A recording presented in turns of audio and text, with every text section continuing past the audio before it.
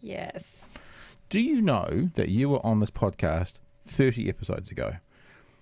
Because you did the number 100th one during lockdown.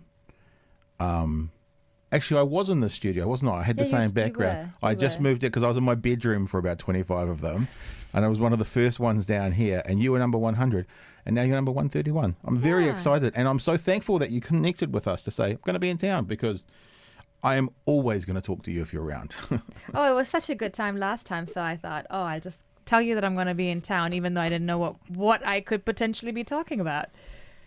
And look, isn't it the craziest of crazy times? Absolutely. That what you do, right? Let's do that first of all. Let's explain what you do, your area of research, because even though you're not like a political scientist, the subject matter of what you talk about is intrinsically intertwined with politics. It can't not be, eh? Yeah, absolutely. I mean, I do have to say that my first degree is in political science, so I think my heart is in that discipline. But yeah, I got a PhD in peace and conflict studies, and I'm now in educational studies.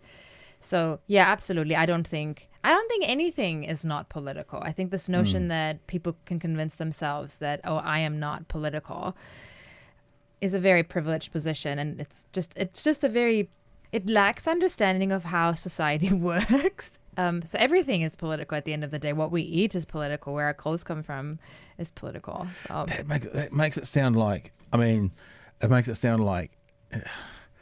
you know sometimes they say ignorance is bliss? Yeah, it is. So it's like everything is political, because when you talk about food, I'm thinking about carbon miles, that sort of thing. So that's a political, yeah. Of course. Also, if you want to choose local over, something that comes from, 5 continents away, or how it's priced, the taxes we pay on it, there's always politics involved in all of these collective decisions we make. I just think people think, when they think of politics, they think electoral politics being interested in voting in political parties, which is, I think, one aspect of what I understand to be political behavior. But, just us being able to have a conversation about the world is in and of itself a political conversation. Wow. And look, I've just realised I want to thank you for coming in the morning, because I've got my morning radio voice on. I didn't even realise until just then. It's like I used to do breakfast radio, and I, for some reason, would have a deeper voice in the morning. So I've got a deeper voice this morning. I haven't heard this for a long time. So that's lovely as well. I'm being silly, being stupid, actually. Because I remember describing you last time, maybe poorly, but kind of as an expert in racism and anti-racism, because that's actually what your PhD was in. Yeah, I think that's the main research area that I have, is looking at anti-racist politics, what it means, how we've done it in the past, what it might look like in the future, what kind of anti-racist practices work and which ones don't work as well. And yeah, I wrote my PhD on New Zealand and Spain. So of course I'm not an expert for every single country, but there's some things that you can say and universalize and generalize and make claims about. Yeah.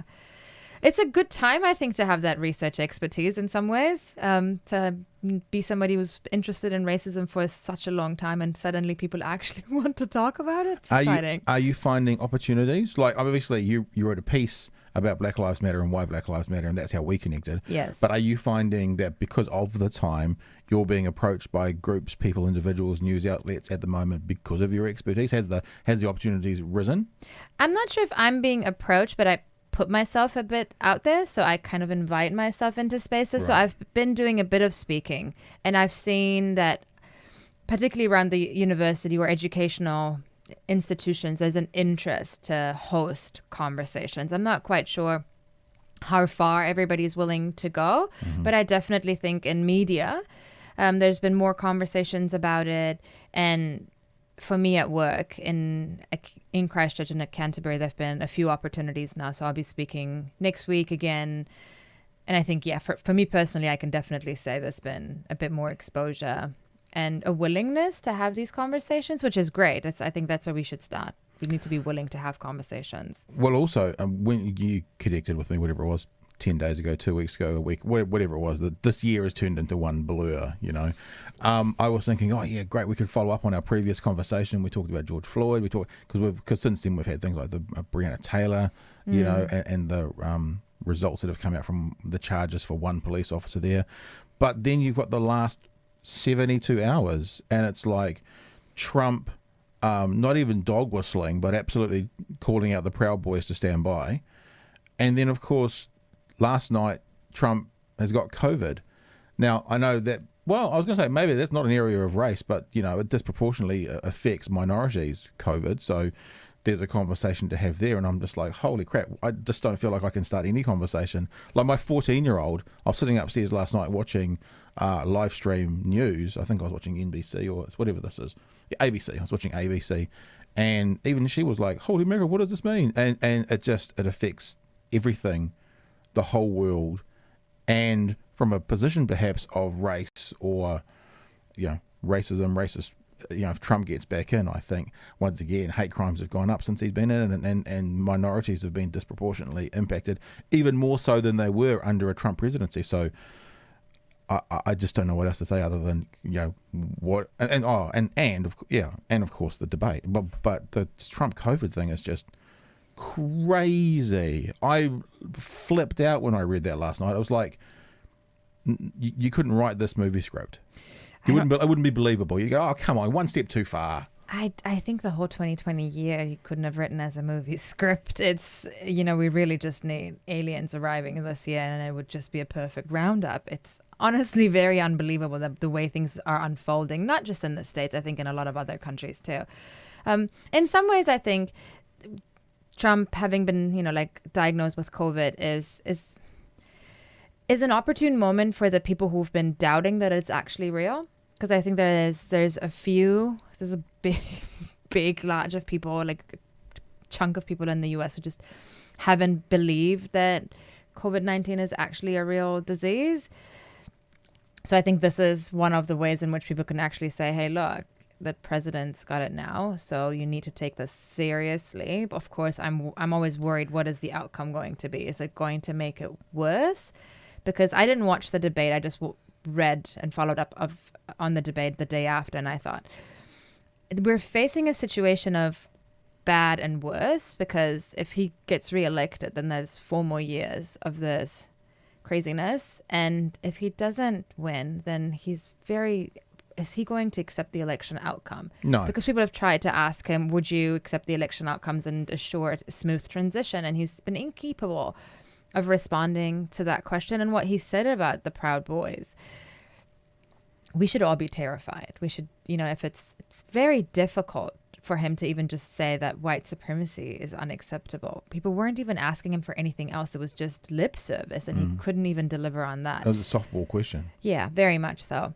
So I'm a bit worried every time I talk to friends in the US. I think people are just not sure what's going to happen, because the choices don't look good at the moment. So I'm not quite sure if him being sick is an opportunity for pause and reflection, or if there is a potential to use that strategically. I don't know. I'm also I'm not a political commentator, and the US politics isn't my area of expertise, but I have lots of feelings about it because it is something that affects the whole world. The whole pause and reflection thing, I don't think that it will make any difference whatsoever. Check, this is a guy from a campaign a couple of weeks ago, right? When he was being asked about COVID, this is what he said. Why are you not wearing your mask? Because there's no COVID.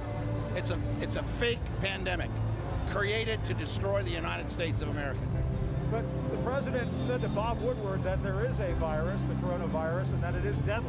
That's his opinion. The truth is that the CDC said there's only less than 10,000 people died from COVID. The other 190,000, only less than 10,000 people died from other modalities. So I think that when you say the pause and reflection, I think there's no good outcome for this, because as we speak, the helicopter is lifting off from the White House to take Trump to hospital as we speak.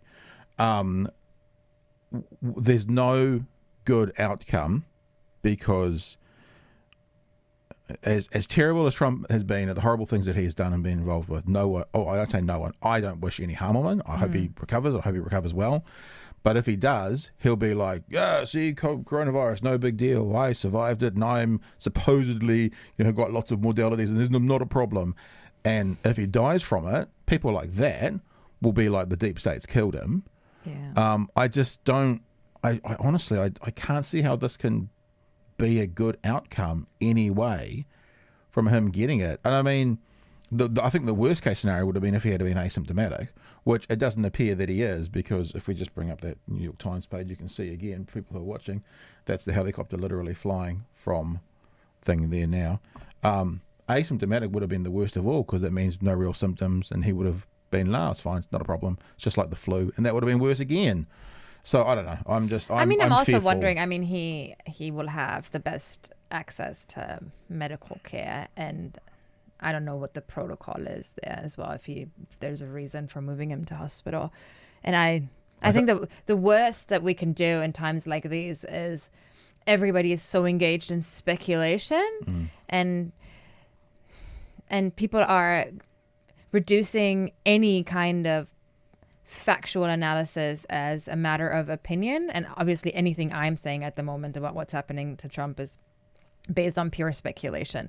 But I think what we find ourselves in is a situation where it's become really hard to talk about the actual facts, the tangible things that are in front of us, because people will just say, well, that's your opinion and you can have your opinion. And I struggle with that. And we had a very brief chat initially about like conspiracy theories. I think that's where we're at. We're seeing so many people who are just indulging these ideas where everything, literally anything, can be reduced to a matter of opinion for it, in order for it to be dismissed, or for people to say, well, that's your side of the story, and I just hold on to my side of the story. And I think, well, some things, it's not about perspective. It's not about, do you like this bright orange jumper? Yeah, we could definitely have different opinions on a bright orange jumper, but whether or not, I don't know, a disease is real or it has harmful impacts on people, yeah, that's just shocking. And in a country where 200,000 people have died of? More, yeah, to 215 or so now. Yeah, so I think,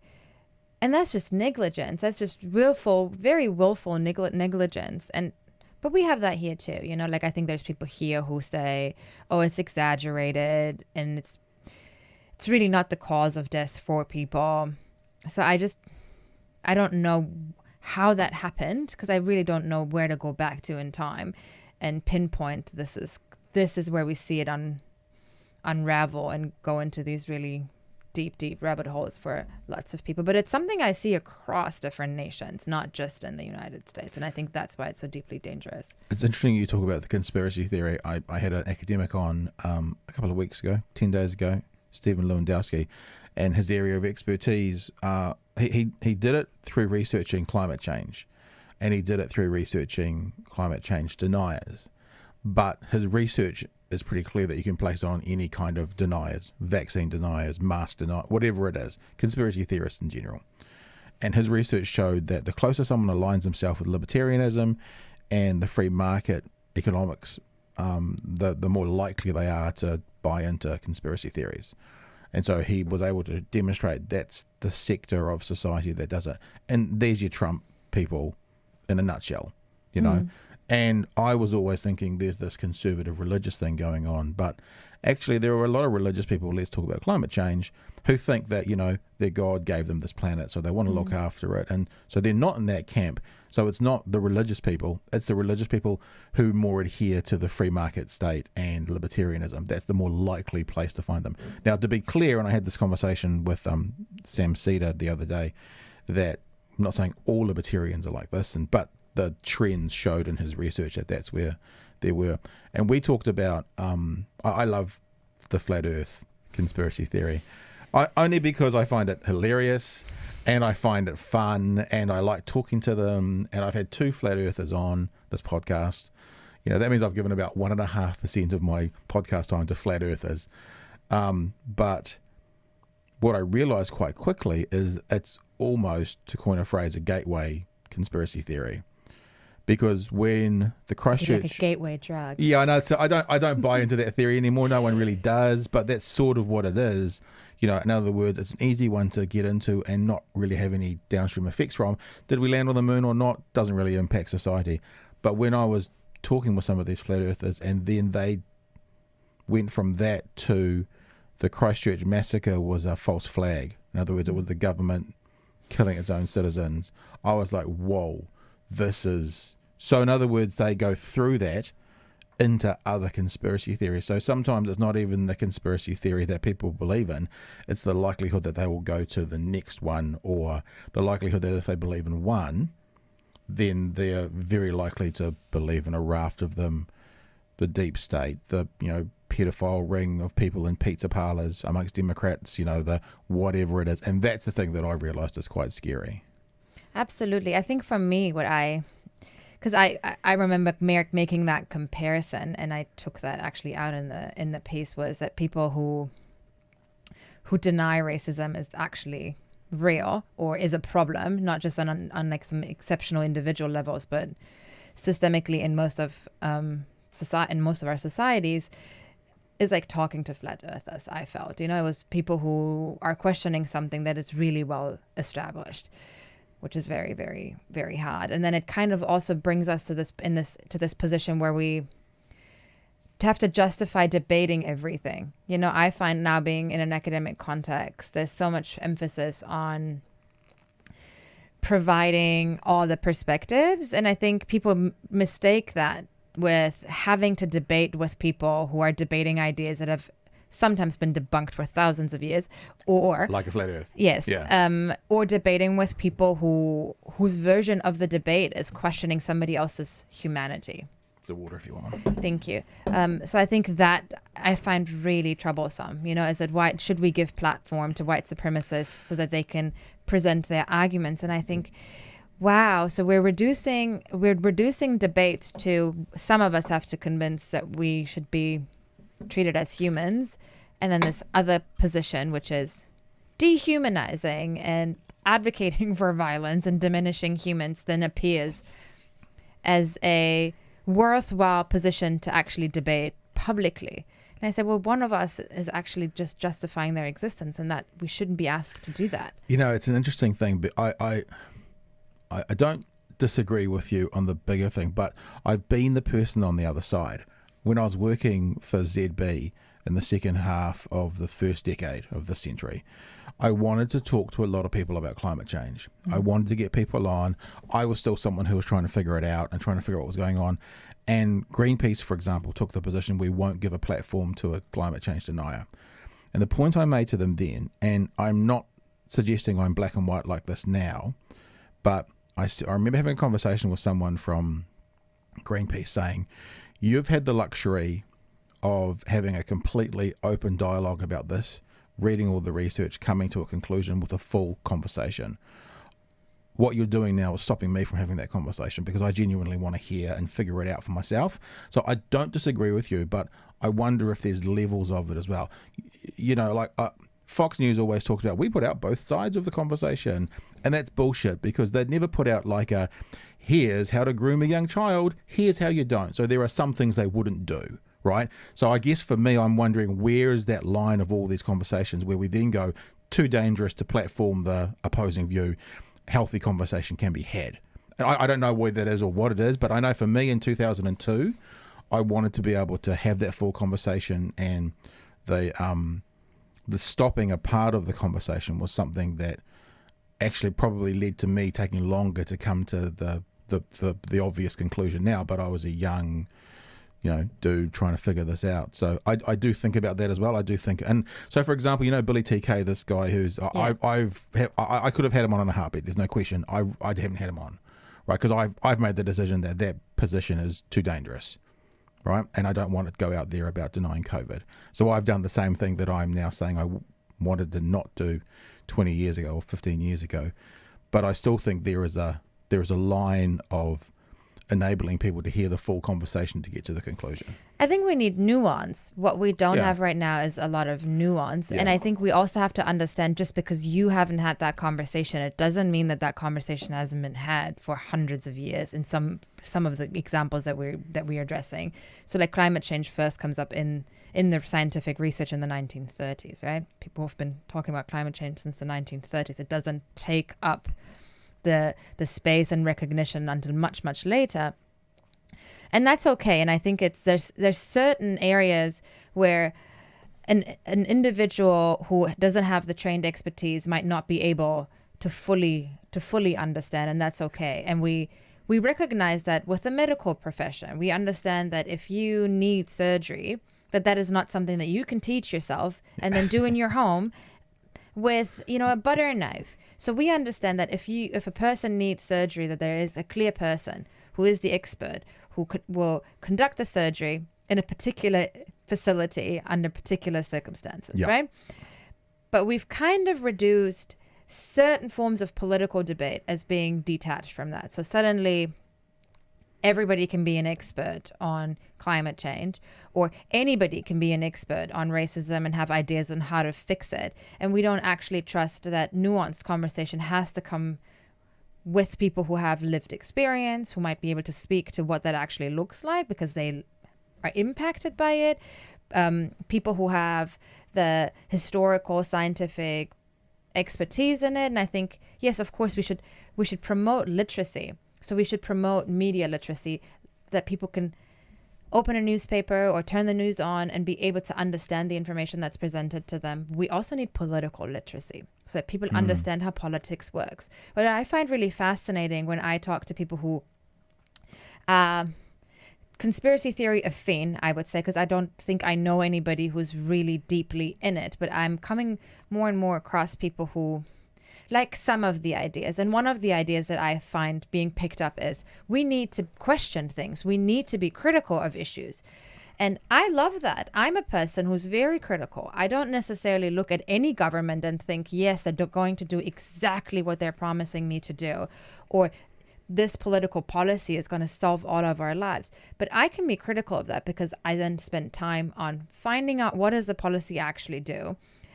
What was it before? What is the change actually implying?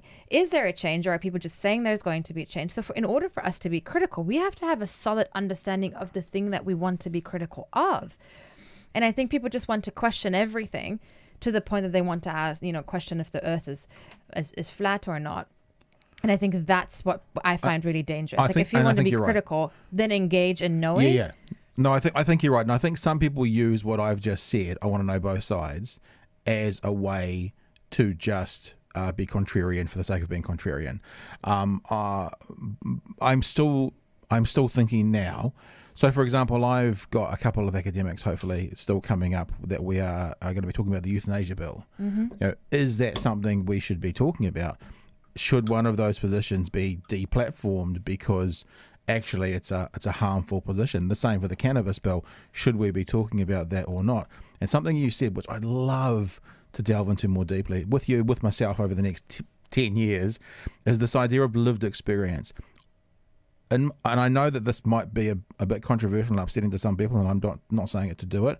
I do have a concern when we default to lived experience that we're also then for defaulting to anecdotal evidence. Because someone's lived experience, like someone says, well, you can't deny my lived experience. Well, if the research doesn't then back that up, I have a concern for people and I'm not saying you, but just the conversation, people using that as a way of shutting down debate. You're denying my lived experience. No, your lived experience is just not representative of the research. And that does happen a lot in conversation at the moment. And when you say we need more nuance, I'm just like, I want to go, yes, nuance, please, more nuance, because it's so many of these conversations that are black and white at the moment, that aren't black and white, that are shades of grey, are being talked about as a black and white way. So, but I think that for me, conspiracy theories think they're adding nuance, but what they're advocating is a very dangerous, detached from reality perspective on what's going on. And when I say lived experience, I'm not saying, oh, anybody can come and say, of course, I didn't make this experience, so it's not real. So when people say, lived experiences with feminist research or critical race research, is that policies have been made for people by people who do not live those lives, right? Like policies that are developed for communities without those communities present in the conversation of what is actually needed. So I think that's what I mean. It's not about, everything has to be in line with everybody's lived experience, because we will all experience the world very differently. And I experience the world very differently from people who might have very similar upbringings than I have, because, you know, at some point your life takes different turns and you go into different professions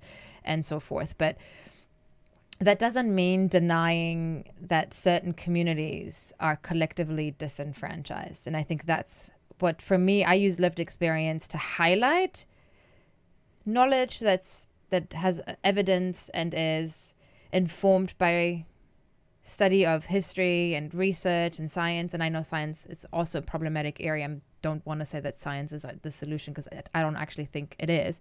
But I think we need to make claims that speak to just more than, you know, one person, obviously. And I think that's what often gets lost in conversations about broad-based politics for me, because we have people in power that make decisions for people that they don't actually know, right? Like, people make decisions for beneficiaries and don't even know what that looks like. Like when we say this amount of money is totally fine to live off. I'm like, is it though? Do you actually know what that means? And, you know, like describing whole communities in ways that is really demeaning and makes it okay for us to exploit them. I have issues with that. You know, like, for me, it's a very anti-human approach to life. Like this, which, I mean, I think we see, like, we don't necessarily live in a world where we're very centered on caring and looking after people. Let's follow something down the track. I'd really like to follow this down, because this is actually something that I'm spending a lot of time thinking about and looking over and reading about at the moment. You talked about feminist movement, and when you say people making decisions who aren't a part of the group, I mean, the patriarchy and, you know, men running society is an obvious and clear conclusion to why feminism is important and necessary and needs to be there.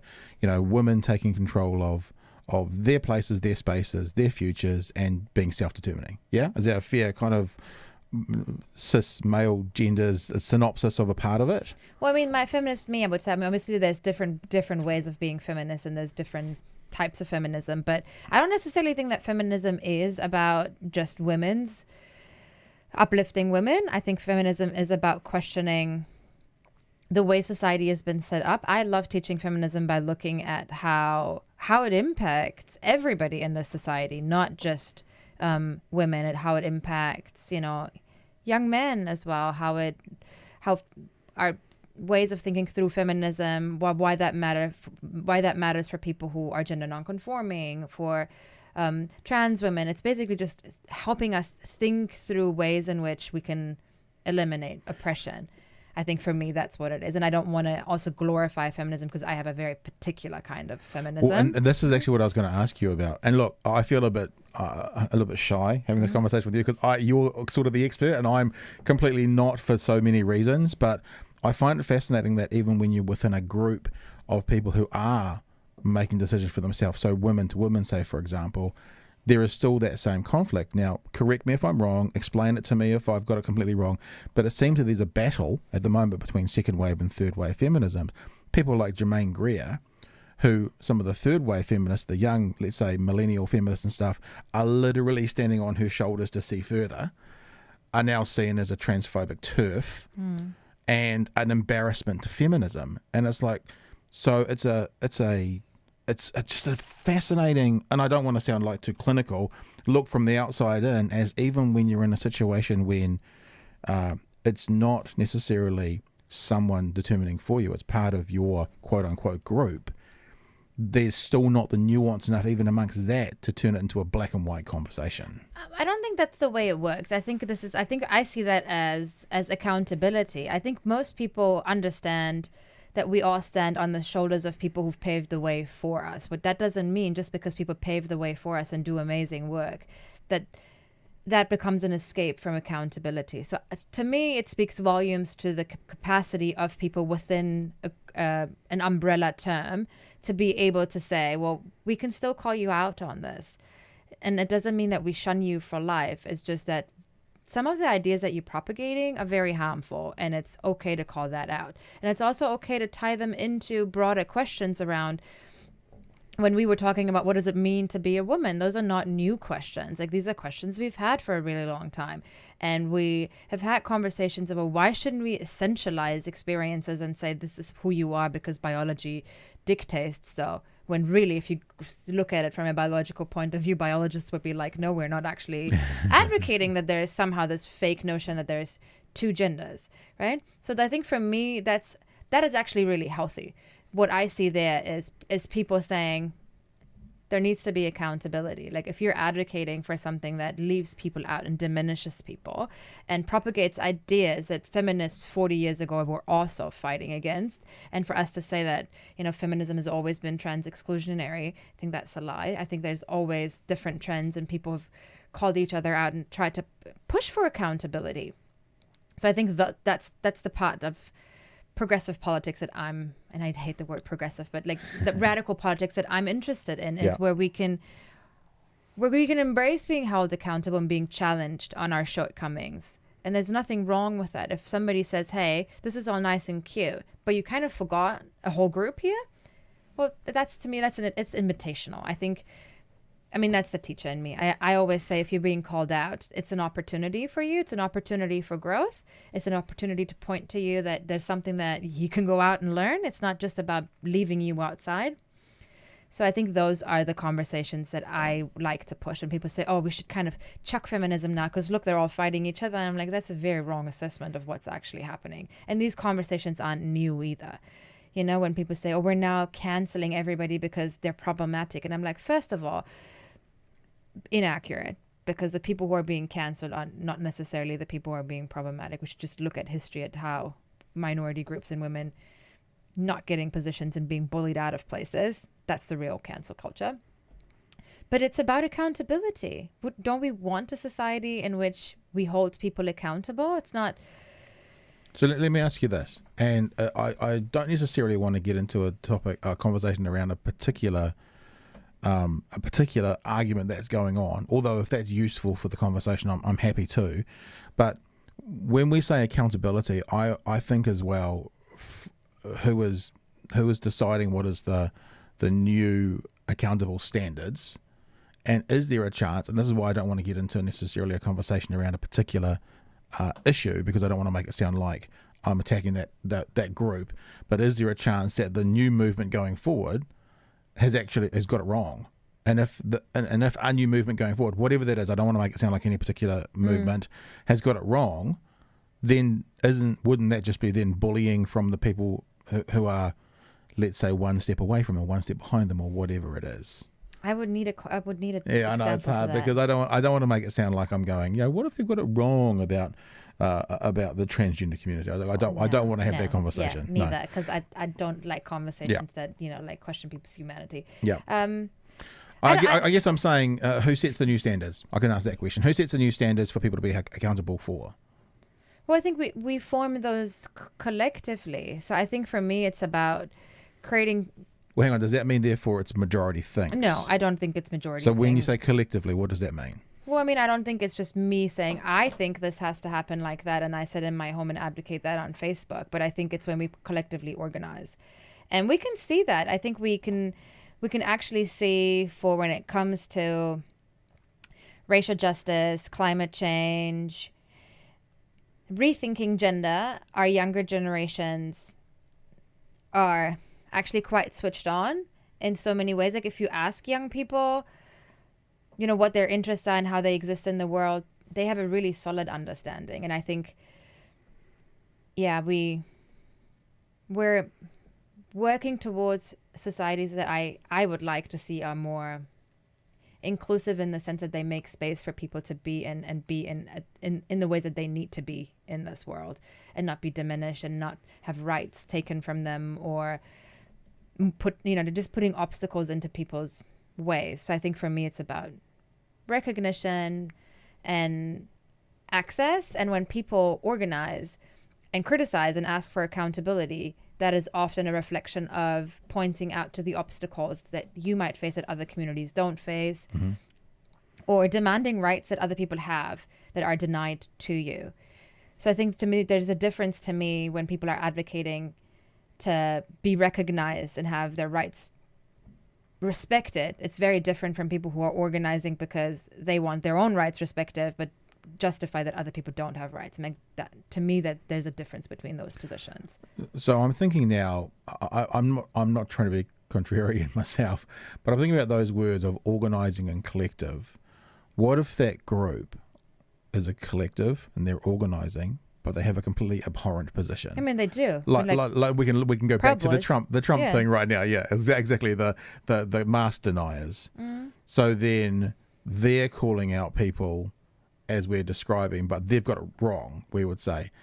I guess then as a group, how do we know that? I remember writing a piece once which was ideology versus intelligent debate.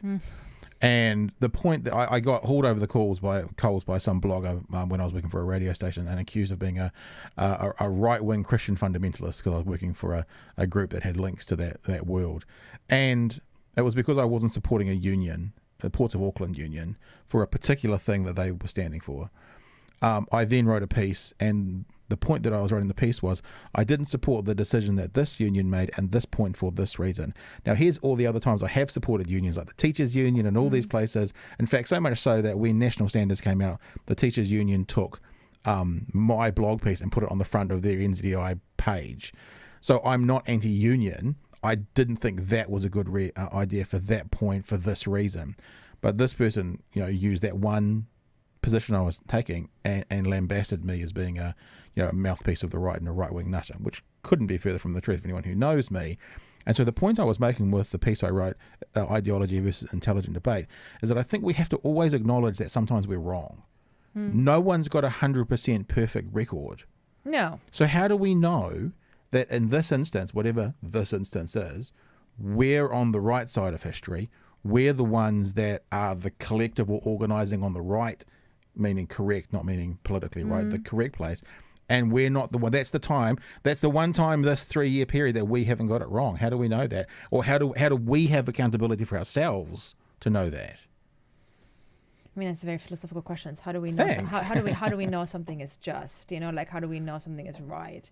But you know what I mean? It's like if we acknowledge that sometimes we're wrong, then that means people who have an ideology of a particular area in politics, let's say, or in a philosophical or in even a moral place, logic dictates to me, unless I'm wrong, this is my time of being wrong, that sometimes their ideology is going to be wrong.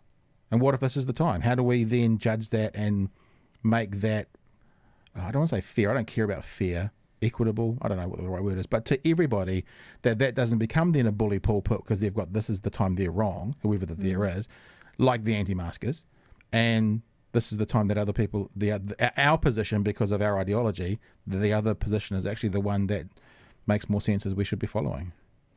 I mean, for me with politics, it's not just about, some of the things we can ask in terms of right and wrong as a moral question. But for me, it's about how a decision's made politically. I'm more of a how person and not a why, because I often feel like I find how easier to explain than why. Right. So I think, how does this work? How does this play out if we choose this way and it goes forward? And how would that look like if we did it this way? So you kind of go downstream, this is what will happen from this decision. Well, no, I just think that my decisions are based obviously on certain political philosophies that I hold, certain ideas about an economic system that I believe in, not necessarily just out of my gut, but based on the things that I have read, right? And I also know that my politics isn't necessarily always in line with some of the choices I make in my everyday, and that's also a reality for most of us. We don't always do and act in ways that is perfectly in line with our values and ideals. So I think for me, it's about understanding that. I feel like that's a hard question to answer because it's so abstract at this particular moment in time, and then we get entangled, and the abstract is really important. I think the abstract is important, but for many people, the abstract has become an escape to not engage with how their decisions, and particularly their political decisions, have a real impact on people in the immediate, right? People say, oh, my rights, my freedom is being limited if I'm told to wear a mask and it's not enforced if you don't. And I'm like, it isn't though. And they try to make it this philosophical debate that then distracts from us saying, you're putting people at risk and you don't want to talk about putting people at risk because you want to have this philosophical conversation over having the rights to certain kinds of freedoms, which is also not in line with how we define rights and freedoms. That's a whole different debate. Right to get a sandwich at Subway without a mask on. And fundamentally not understanding how society works. Like in society, we always make certain decisions based on the collective good, and then we grant certain freedoms based on individual freedom. But our freedoms are constantly limited.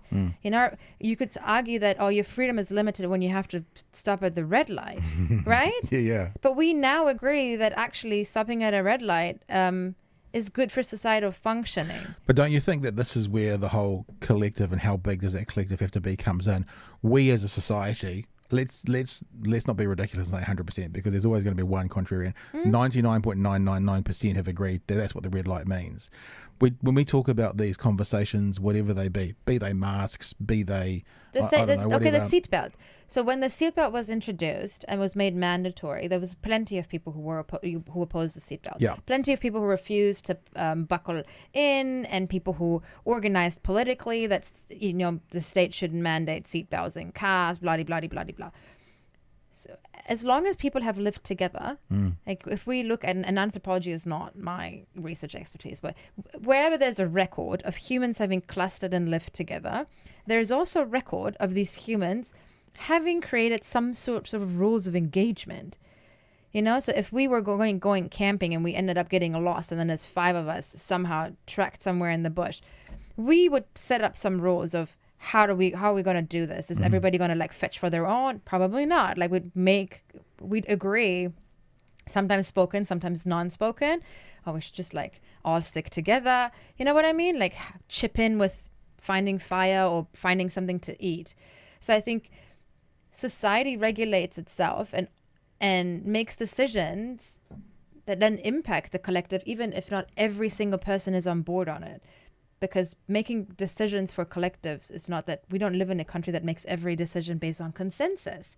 So I think sometimes people conflate when something is new, they can see it happening. They can see it happening in front of their eyes, like with the masks, but they don't actually remember that there's plenty of other instances in which we have introduced rules and regulations, from the seatbelt to not walking down the street naked. Right? We live in a society in which most places would fine you if you walked out naked. And somehow a lot of people think that was a normal thing that is in place. I'm like, no, these are all things that we put in place. And if you put them in place, you can also take them away. I think that's, there's that aspect too. There was a time when women didn't wear pants.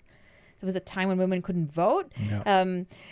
It sounds so funny, women not wearing pants in this day and age. So the interesting thing that I'm thinking through here, and look, I'm so thankful that you're here, because what you're doing is giving my brain a workout. And although I agree with you about the abstract, that sometimes it's harder, it's still a big part of it. So as you were saying that, I was thinking, for example, I know one of the positions of the euthanasia debate coming up, or the euthanasia decision coming up, is that there is a group of people who are saying, I'm not anti-euthanasia, I just don't like this legislation. I also know that there are people who, no matter what the legislation is, they wouldn't agree to it. So they are actually anti-euthanasia. Yeah. So they sort of are approaching it in sort of an abstract, no, it's fine, but this is just not for me this time around. But it'll never be fine for them.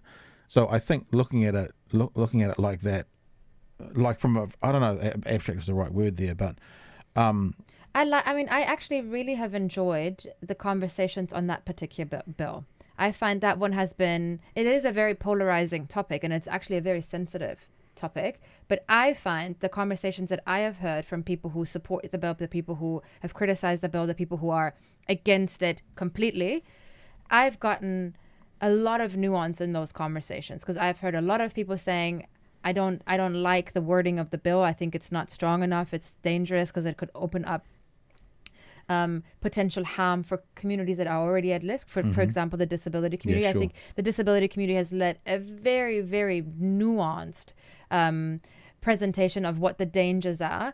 And then there's been people who say for, religious reasons, they would never support something like that. And then there's the people who are advocating because of the experiences of family members or something that they're going through, medical personnel. And I think that to me also speaks to that is what a society should do. It doesn't mean that the conversation comes up and boom, we have a solution to it. I think that process of engaging, informing people and giving them a lot of platforms to go and hear. Why is the disability community saying this? Why are people who are arguing from a very religious point of view saying, right? And then there's the people who say, well, I don't actually oppose euthanasia in itself, but I don't like this particular bill. And that to me is like, this is really good, because they're not saying no, they're just saying the way you've presented it to me, I don't think is good enough. Go back to the drawing board and come up with something that could be better. I have found this conversation really, really interesting, because I have very strong views of what I would want for myself. It's funny. I don't know. My mum passed away actually 2 years ago, coming up this Sunday, and I thought that I'd come out of that experience being very clear. No, I don't have a clue. I literally don't have a clue what my decision is going to be yet. And one of the reasons I want to get these two academics in is so that maybe they can help me figure it out for myself.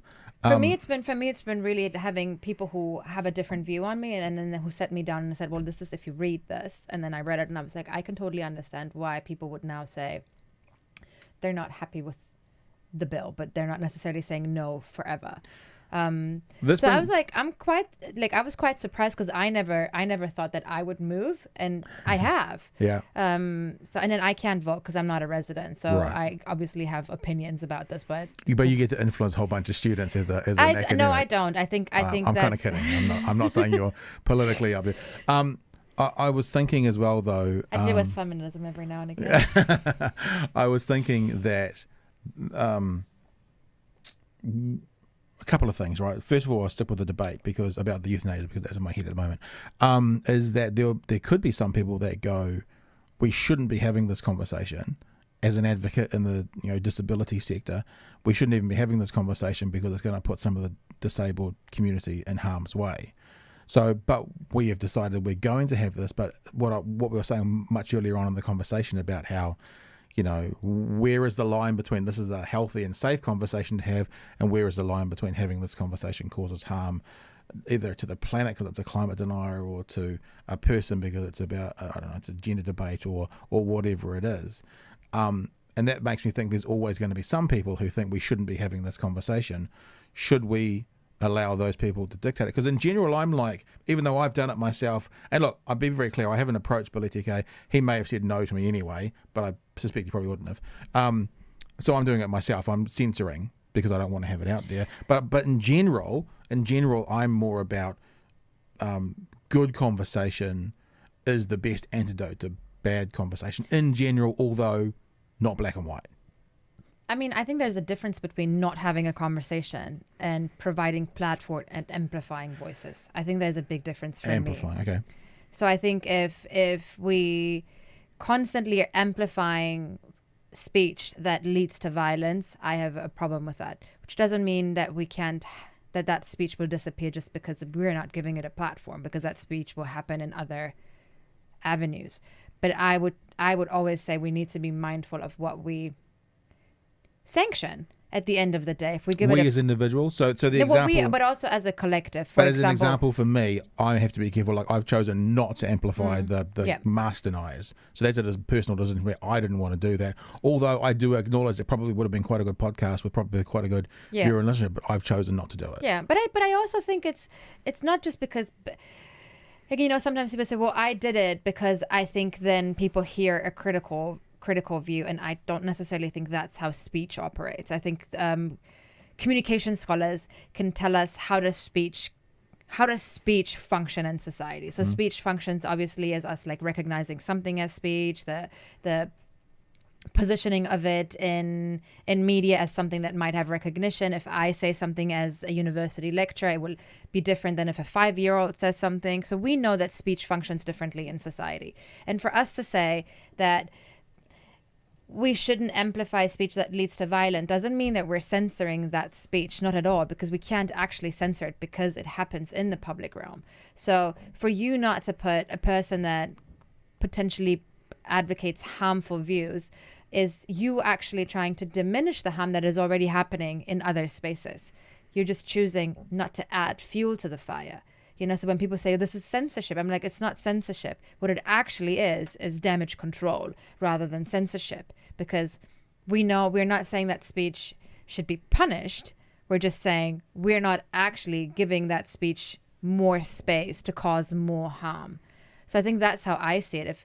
If people say we need both views, in the university, we often present students with the views that they aren't exposed to, right? Because they have the mainstream, they have what is on TV. So when I teach students about gender and gender equality, I don't tell them about everything that they already know because they see it on TV or they experience it. I'll bring them the little aspect that they might miss, or something that really troubles everything they know. Because what they know is going to be there, and then we can just add a little bit of something that maybe makes them think, maybe trouble some of the notions that they have, because we can't change what people know, but we can add to that conversation and maybe say, why do you have these views? Why do we think that boys shouldn't cry? Yeah. Instead of saying, oh, boys don't cry and that's just how it's always been. Yeah. You need somebody who comes in and says, but why? Yeah. Or how did that happen? I think that's I mean, like, not to, I'm going to actually, understanding how did people like, like the people who are now conspiracy theorists who are taking political positions, how did they come to be so popular? That's what I'm interested in. I don't want to get rid of you. I just want to understand the logic that gave power to you. Well, but if you don't get rid of them, then those things are going to hang around and maybe influence other people. And I know what you're saying. But what I like about what I hear you saying is sort of how I've lived a bit of my broadcasting career. It's like what I used to love doing when I used to work in Talkback is go, why do you believe what you believe? Now, if you are just spouting talking points and you can't back up what you're not in an aggressive kind of way, but if you can't explain to me how you came to that conclusion, then to me it feels like your position is sort of not valid. If you can come to that conclusion and say, this is how I got here, I can go, okay, this is a position where we agree to disagree. Because I see how you've got there. I don't agree with it, but I see how you've got there. But I think back to this nuance thing, so many people, when you prod them and you go, give me one level deeper, they can't.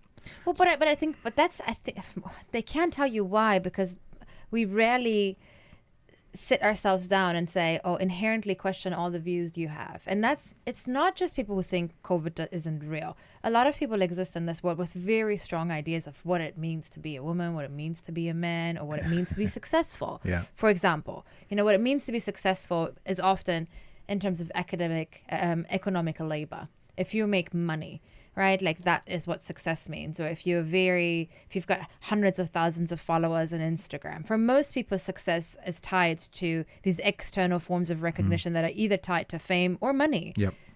Right? And we should ask ourselves, why do I have these views? Why do I measure myself in economic worth? I always joke to people and I say, I sell my labor in exchange for a wage. And they're like, what do you mean? And I said, well, I go into an institution, I use my brain and my hands because I type, like my body functions in exchange for a wage. But that's not really who I am. Like that doesn't define whether or not I'm successful if I'm a really famous person and I make tons of money. But there's moments where I think to myself, oh, am I really successful? Like, I'm going to be 40 soon. Like, what can I look back on, right? Like you find yourself thinking like that because we live in a society in which that is normalized. I totally get that. So I think we want people who think COVID isn't real or the earth is flat to tell us exactly why. And this is the thing. But then when they can't, like, so I've got 3 questions for flat earthers that they can't answer because it doesn't work on a flat earth model. And what they then do is they then go, oh, but no one's seen the Earth from space. Have you been to space? Have you been to space and have you seen the circular Earth? No. Well, then you can't. You haven't experienced it, so you can't do it. So that's then. So that I know you're shaking your head. The flat earthers I find really like that to me is. Well, let's talk about the guy that we watched about the guy talking about that COVID's not real. He's not going to if something bad happens to Donald Trump, and I genuinely don't want to see that happen. If it does, he's not going to come back to the conclusion of, oh man, I was wrong. I need to readjust my thought on wearing masks and social distancing. He's going to go, who the fuck killed Donald Trump? Was it it was the Democrats? Democrats killed Donald Trump. That's where I don't know him personally, but I guarantee you that there's going to be a massive sector of Trump supporters who will at the moment be coming back to, they got him. They got our leader. He was safe, but they got him. But I think we're asking the question at the wrong moment in time. So it's not how does this one individual not believe that masks are a good thing or that COVID is real or not. Is how did we create a system in which media functions in the way it does, in which police operate often without any consequences to the crimes they commit in the U.S. context, or how decisions are made politically, the electoral system that's in place that makes it so hard for people to challenge things, right? So I think those are some of the questions, because for me, that one individual that might have some ludicrous ideas isn't really the problem, right? For me, what if he's one of 30% of America, though? There's yeah, but then we have to 100 million ask people. ourselves, how did we get to a point where those ideas have arrived as acceptable and normal? Because that was done. Like, we have created a system in which we've I mean, like, it's a very big question, because it's like depending on where you go, you can look at it. I just think, we've kind of moved away from a model of critical thinking, of a politics that people can trust in. I think, and that I think is a very, very valid civil society critique of politics, because they feel like electoral politics isn't working for them, and they don't trust politicians. Yeah. And I think that lack of trust in politicians for some people turns into everything is a lie. There's some monster somewhere that, and for some people it means, I don't even think I want to vote because it's all the same. Yeah. What's the point? Right. Yeah. And I think some of those critiques we actually need to listen to. People need to really sit down and say, how come people look at professional politicians and say, I just have absolutely no trust in you. I think you're all promising and not delivering. But there's a difference between being critical and wanting better and then saying it's all a lie, So there's also sort of like, I find that there's probably a tolerance as to where people get to that point of it's all a lie. Like, with all honesty, I mean, I've said this 100 times before. I ingest politics intravenously. It's the first thing I do in the morning. It's the last thing I do at night, and I watch it through the day. When I'm in my office, it's on in the background. I watched that American presidential debate on whenever it was, Thursday afternoon our time, and I went, fuck man, if I was living in America, I'd be done with politics. I reached that line, from watching those two guys go at it like that. And I think many people are at that point. Yeah. I was going to say as well, this is this is probably a bad way to do this, but let me bring this up. This is the professor I had on when he was talking about conspiracy theories, and the thing that he said, and I'll turn it up and see if I can find it while we're talking. And why, he's talking about conspiracy theories. Can't subscribe to these conspiracy theories because they're just in total conflict with the way scientific evidence is normally used. Let me give you an example a couple examples that I find really illuminating when we talk about that. The first one is the turning the absence of evidence into evidence for a conspiracy. Absolutely. Sure. Yeah. There was a case recently. I'm not going to find it easily. It's probably the wrong way to do it. But he talks about so his research is in climate denial. But what he basically says is I can't remember the phrase he uses. It's what I was looking for, but it's basically a phrase he uses. If people go to not but the DOC NZ Facebook page, they'll see these clips there. There's 4 or 5 clips from that episode, and watch the one that says why and how do people begin to believe conspiracy theories, and he uses a phrase which slips my mind right now, but it means basically a conspiracy theorist comes up with a conclusion and then fits the evidence in to fit that conclusion. And he says no matter what the evidence is, that's what it ends up being. So therefore, that gentleman we watched before that said, COVID is designed to take down America, that's his conclusion. And so Trump, if Trump gets really sick, let's hope that's no more than that, but if Trump passes away, then his conclusion doesn't change. Yeah. But the line to that conclusion is, see, I told you, they're trying to take down America with COVID and they've got the president, and who else are they going to get? Yeah. So his path to the conclusion changes, but the conclusion doesn't change. There's something very similar that people do around being confronted with racism, so that people can be presented with evidence and still choose to ignore it, right? Like this active, willful ignorance where you assume that the information presented to you is not in line with the reality that you have created for yourself. And people have found that too. When they looked at anti-racism training, for example, anti-racism training came out in the 70s. And the idea of it was that if people would just have conversations and they would maybe meet people who were from racial minority groups, they would change their racist views. And even though I think there's value in some of these workshops because they create community, they give space for meeting people. I think the human aspect of it, I think, is valuable. But in terms of actually creating mindset, we know that research into the evaluation of these workshops shows that it actually doesn't, right? Because the ones who have very strong views that they wouldn't describe as racist, but maybe somebody externally would look at and assess and say, well, that's actually a racist view, don't want to change their views. Yeah. They go into a situation and find anything that can affirm that view that they held before to affirm what they were thinking. So if people are trying to talk about the criminal justice system and overrepresentation of certain populations in the criminal justice system, they do not take that as, here is somebody pointing out to me that there is structural racism and people are disproportionately sentenced to prison versus other people being able to, get a slap on the wrist. They take that as, oh, look, that these populations are more criminal. Therefore, my views about them are reaffirmed. Or I look at society and I don't see these groups in positions of power. It's because they're not as smart. Because if they were as smart, they would be on top.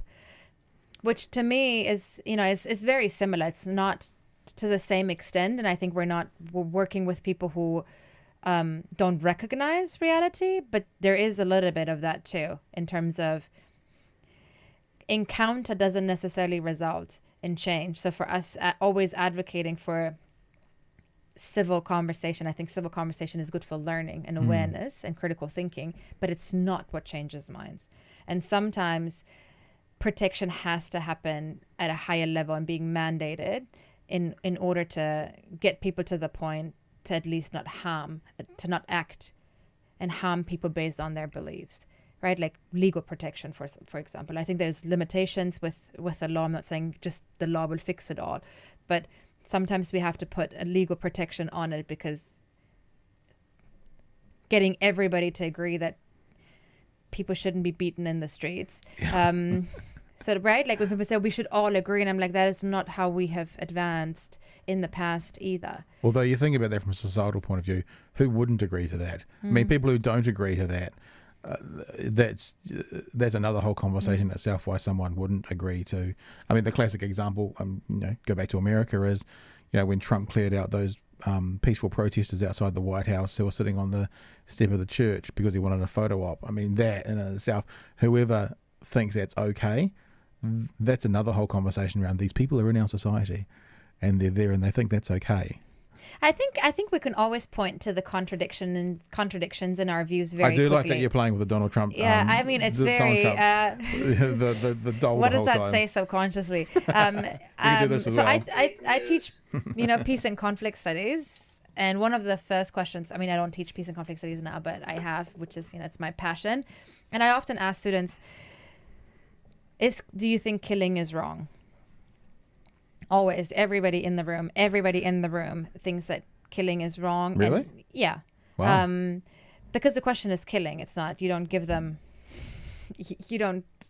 like any details. You're like, should people be allowed to kill other people? And they say no. If you ask me that question, my response would be, depends on the circumstances. Yeah, but they say, then I say, do you think people should be allowed to kill other people? And then they say, and then eventually somebody says, oh, well, it's different if it's in self-defense. And then they add it's in self-defense. And then I said, okay, so what about the death penalty? And then people will be in the room who are in favor of the death penalty. Wow. And then they say, well, but so hang on, so this is at university, like 18-year-olds are still in favor of the death penalty? Oh, so it depends on where you are, of course, yeah. Right, wow. Not here. This is, again, I'm not talking about here because I don't teach peace and conflict studies in New Zealand. And which I think is interesting, and they justify it with, well, the death penalty only applies to people who have committed crimes, and therefore your rights can be limited. But that is actually a theoretically solidly grounded perspective, whether or not we think you can actually morally uphold it. But people will be able to make that argument. And then I always say, well, what about war? right? Like war is sanctioned killing. And they're just always very surprised. And then they realize that as a society, we think killing is wrong and killing is illegal. We can't kill. We're not allowed to kill. Like there's legal limitations around when that becomes acceptable. So in self-defense, if you're a criminal and somebody's chasing you down, for example, or in countries where the death penalty is legal. But somehow we think if two countries go to war, that in the context of war, we accept that yes, killing will happen. You know, we think it's sad and it's horrible and it shouldn't. But if it has to come to the point where we have to go to war, when that's just such an acceptable part of it. And I think, those are some of the ways in which we can try to like tease out nuance from people. So, I mean, I think my approach is one that is about non-harm and non-killing. But it's just about how do we come to these conclusions, right? I remember I had, when I was married, I had marriage counselling before I got married. And the people who were going to marry us vocalised very clearly that I was very difficult to work with. Because so often they would be doing things like painting a situation and I'd be like, well, it depends. What about this and what about that and what about this and what about that? And I find it very difficult to be black and white, because even when you say that society accepts war and it has to happen, I'm like, well, hang on, why are they going to war? I mean, I would even think any kind of offensive war in my sort of. Oh, I agree. I'd agree, but I would say you'd be hard pressed to find many countries who would not say that sometimes it's okay to go to war.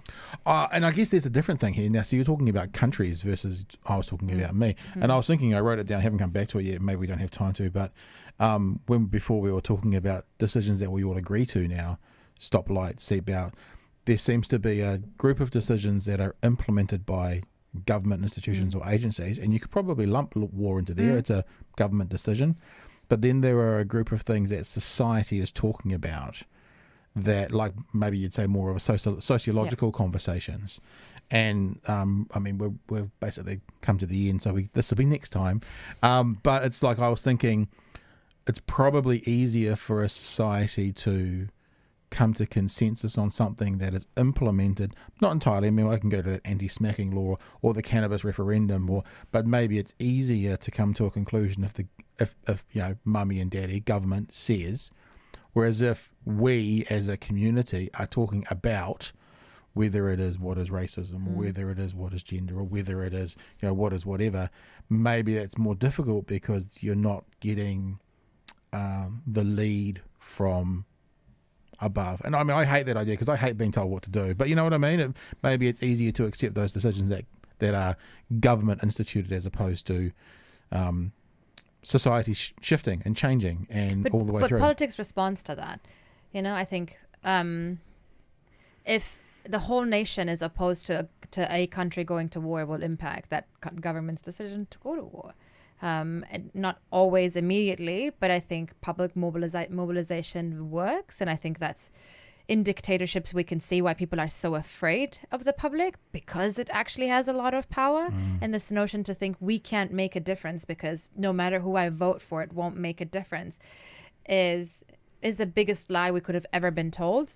Is that we can't actually self-organize and challenge even our own governments. I mean, that's what I really like in not living in a dictatorship, because some people live in dictatorships and you get disappeared very quickly when you say certain things that I might say about governments. I'm like, we shouldn't tell people that we don't have a say, because we do. And also not every decision that is political is made at the top government level. Some of them are made on city level. Some of them are made on regional level, but they're all decisions that sometimes involve community consultation because we understand that the community might have a say, and they can be contested, and some of them are harder to contest, especially if they impact minority groups, because we just don't have the same numbers. But yeah, you can stand up and challenge the state as well, and you can challenge structures like the police, and I think the US is showing that very, very clearly at the moment, where people are standing up to a system of violence that has been acting with I think that what happens in the US has been happening for a really, really long time. It's not exceptional, and it's not just part of Trump's campaign, but people are not accepting it, and they're organizing, and we immediately describe it as riots and people are disrupting and causing trouble. And I'm like, no, that's just visible to us. When people are stifled and killed, then we don't necessarily see that. Or when they're kept in poverty, those are all forms of violence that are less visible and are more socially accepted because, it's your own fault. Kind of, if you're poor, that's the logic. I'm like, it's not. Like, that's also a form of violence. Not being able to go to the doctor is a form of violence. Having to die of things that we can cure very easily is a form of violence. But we think if you're out in the street protesting and then there's a tire burning, oof, that's the real violence, right? It also makes me think about, I was going to say, what do you want to wrap up with? But I think that's a pretty cool wrap up you've just given then. It makes me think about, back to Trump and the medical side of things.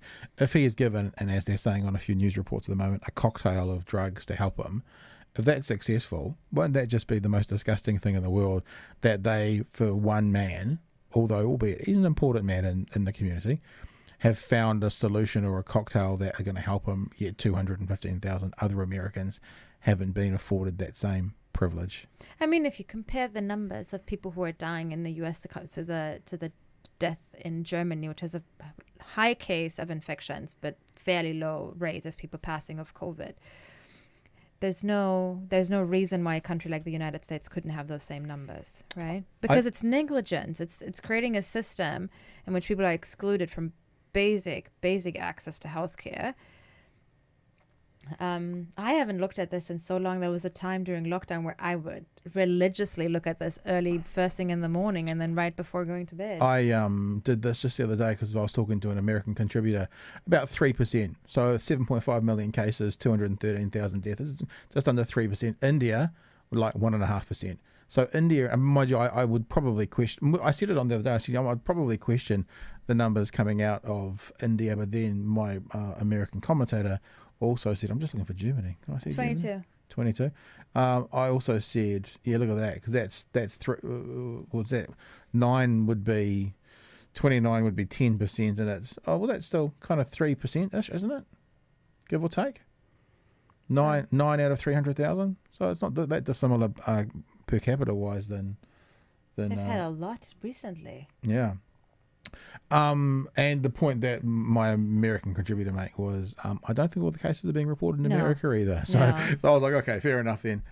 So yeah, I think it's it's a scary, scary time. Who would have thought, like this is, I always think when we look back at the Spanish flu and you see these photographs, to think, is this what it's going to be like in like 10 years from now? Kids are going to look back at photos and they're like, oh, look at all these people walking around with the street with masks. I said to one of my kids, maybe my 14-year-old, probably a couple of weeks ago, but, when you're talking to your grandchildren, assuming that this is not a cyclical thing we're going through now, meaning COVID-20, COVID-21, COVID-22, they'll be like, really, Grandma?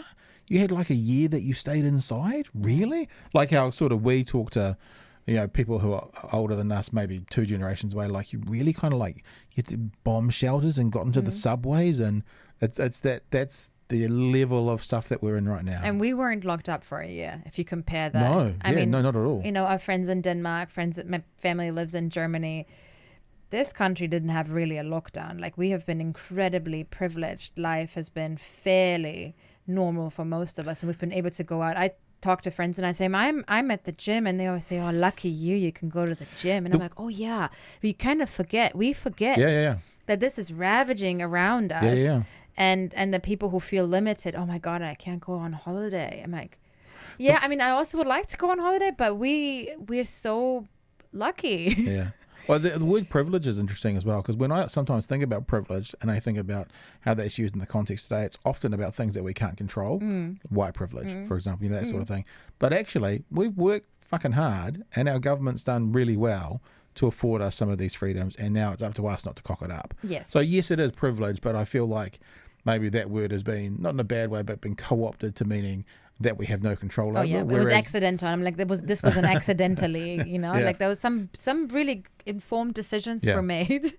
And again, anything can be improved, and anything is open to be, for accountability and critique. Yep. I just don't think we should conflate critique and criticism. Just saying, I don't like it. Critique, I think, is in the spirit of accountability and growth, and then sometimes we just we criticize for the sake of criticism. So people are like, because it's the other party, I have to now criticize it. And I'm like, we can actually just acknowledge some good decisions were made. Some decisions could have been made better. I think, for sure. But I think that little blip in Auckland has given us all the opportunity to kind of go, okay, even when we were in level 1. Hence, I did this yesterday. I've still got. I walk around with one in my backpack. I've got them in my car every time we run out of the supermarket. Boom, boom, boom. Which I don't mind. What does that say about us? What kind of filthy people were we that we needed to be told to wash our hands regularly because there was a virus? You know? Yeah, dirty, dirty people. Hey, Mahdis, it's been an absolute pleasure. As I've said to you before, anytime you're in town, come and say hey, because this conversation went places that we didn't know it was going to go beforehand, and it was a lot of fun. What are you going to say this conversation was about if you put it up? I don't know. Brain fart. I get educated by intelligent academic from Christchurch. I don't know. We'll figure it out. All right. People can tell me they're watching it now and... put a name on it. Yeah. Thank you again. It's been a blast. And look, as we always say, anytime.